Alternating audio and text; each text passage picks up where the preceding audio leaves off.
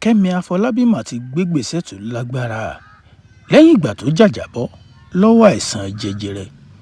Ìgbésẹ̀ wo ni Kẹ́mi Àfọlábí ìgbésẹ̀ wo ló gbé tó lágbára èèyàn lórí iṣẹ́ tíátà eléyìí tó ń ṣe tẹ́lẹ̀? Gbogbo ẹ̀ la yànnàná nínú fídíò tá a wà yìí. Gbogbo èèyàn lẹ mọ̀ pé ṣáájú àkókò yìí ni Kẹ́mi Àfọlábí òṣèré orí ìtàgé ilẹ̀ wa ní tó gbajúgbajà dáadáa ni. Ó ní ìpèníjà àìsàn jẹjẹrẹ èèyàn tí wọ́n ń pè ní lupus, ṣùgbọ́n Ọlọ́run padà gbàkóso, ó ti wá gbégbèsè ńlá. Ẹ wo, mò ń bọ̀ náà. Dédé ọmọ yé mi, orúkọ tèmi rí Kẹ́mi Àfọlábí. Ìgbésẹ̀ wo ni Kẹ́mi Àfọlábí gbé tó lágbára tá a fẹ́ sọ fún yín? Ó lágbára o. Gbogbo yín náà lẹ mọ̀ pé ṣáájú ọdún 2022 eléyìí tí Kẹ́mi Àfọlábí tó fi jáde síkànnì ayélujára tó sọ fún gbogbo aráyé àtàwọn fáǹsì ẹ̀ pé ìdí tí wọn ò fi róhun nínú eré orí ìtàgé mọ́ dàbí alára ni pé òun bá àìsàn jẹjẹrẹ ó ń bá òun jà. Àwọn ẹlẹ́yinjú àánú dìde ìrànlọ́wọ́, òun náà gbàlú Mẹ́kà lọ, ó ṣàdúrà sọ́lọ́hun.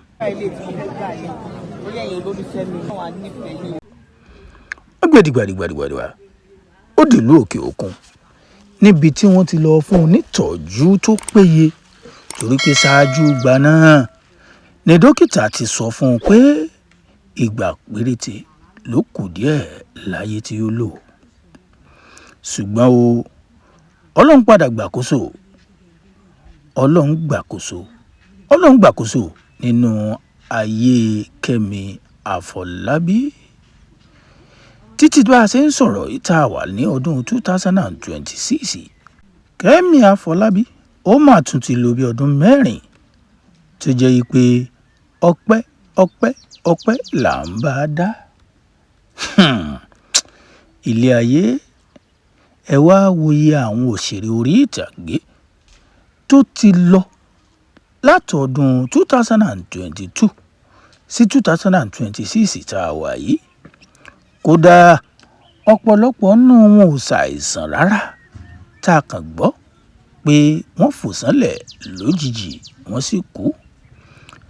Ṣùgbọ́n àbá Kẹ́mi Àfọlábí àbá dúpẹ́ àbá ayọ̀ pé òun tún wà lórí òkè èèpẹ̀, ó tún ṣayé. Ẹ wo, ẹ má jẹun pọ̀ lọ́rọ̀. Ìgbésẹ̀ ńlá wo ni Kẹ́mi Àfọlábí gbé nípa eré àgbéléwò eré orí ìtàgé tó ń ṣe? Gbogbo yín náà lẹ mọ̀ pé láti ìgbà tí Kẹ́mi Àfọlábí tó ti sọ èèyàn ìpèníjà ayáramímọ̀yà tó sọ, ẹ ò rí lórí eré kankan tó jẹ́ eré orí ìtàgé tàbí eré àgbéléwò mọ́. Ó ṣeé ṣe kó jẹ́ pé nítorí àìlera rẹ̀ náà ló fi eré orí ìtàgé lẹ̀. Kẹ́mi Àfọlábí gangan ti wá jáde èèyàn lánàá òde òní, ó fi hàn gbangba tó sì sọ jáde lẹ́nu fúnra rẹ̀ pé láti wákàtí ọ̀wọ̀ yìí lọ òun ò ní máa ṣeré orí ìtàgé dàbí aláràmọ́, tàbí ká sọ pé òun tiẹ̀ ti fi eré orí ìtàgé lẹ̀. Iṣẹ́ wo ló wá mú bá a dà? Kẹ́mi Àfọlábí, ẹ kọ́kọ́ gbọ́ lẹ́nu ẹ̀, mò ń padà bọ̀. When they chat us up on our business line on WhatsApp, they say they're patronizing us because Kẹ́mi Àfọlábí is influencing for GK Gold Jewelry. I want to tell you all today that the business is actually owned by Kẹ́mi. Fàǹfààní ẹ̀yin tẹ́ ẹ gbọ́ fínrìn-fíntín tí Kẹ́mi Àfọlábí sọ. Bá a ṣe ń sọ̀rọ̀ yìí, Kẹ́mi Àfọlábí ti dá iléeṣẹ́ góòdì sílẹ̀. Kì í ṣe pé ibi tí wọ́n ti ń ṣe góòdì gangan o, bí ó ṣe yí pé ó ti nílé ìtajà ńlá tí wọ́n ti ń ta góòdì jáde fáwọn ènìyàn. Gbogbo yín náà lẹ ti mọ̀ pé ṣáájú kí Kẹ́mi Àfọlábí tó sọ̀rọ̀ yìí síta pé òun lòun ní iléeṣẹ́ tóun bá polówó torí pé kókó ṣẹ́ni tó mọ̀ yìí pé Kẹ́mi Àfọlábí gangan ló ní ilé-iṣẹ́ eléyìí tó ń bá polówó gold tẹ́lẹ̀. Kẹ́mi Àfọlábí gangan ti wá jáde ó jẹ́ kí wọ́n mọ̀ yìí pé òun lòun ní ilé-iṣẹ́ náà tó sì jẹ́ yìí pé láti wákàtí ọ̀wọ̀ yìí lọ iṣẹ́ títa góòdì ríra góòdì ní òun ó mọ̀ ọ́n sí lẹ́yìn ìgbà tóun jàjàbọ́ lọ́wọ́ àìsàn èèyàn jẹjẹrẹ tí wọ́n ń pè ní lupus.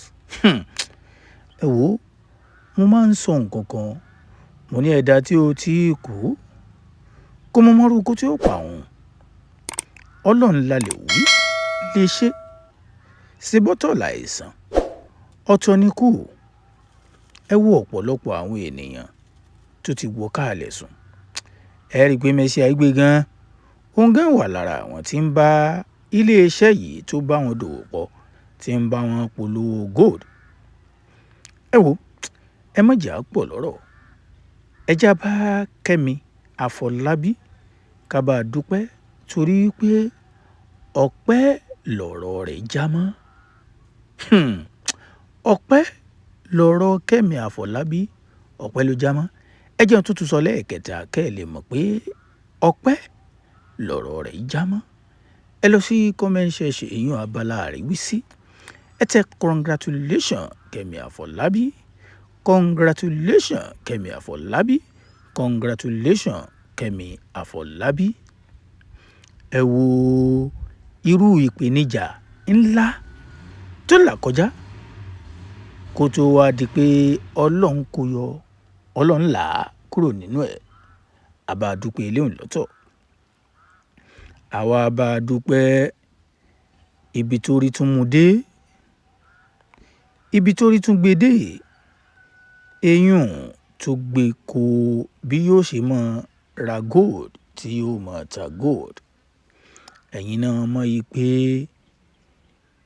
òwò ńlá lòwò títa àti ríra gold jẹ́. Ẹni tí ò bá lówó lápò tàbí kó nífọ̀n léèkánná kò lè yabẹ̀.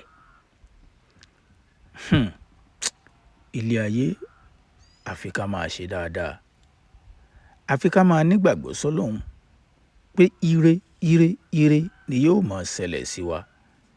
Ẹni ó bá ti nígbàgbọ́ pé ire lòun ó máa rí wọ́n ní ire lójú owó máa ń rí ire náà ni yóò sì máa rí. Ẹ̀yin olólùfẹ́ wa tí mo bá ṣe máa ń ṣe a máa ń gbé yín débẹ̀ a máa ń ja yín tán a máa ń mú yín débẹ̀ níkànnì tiwa.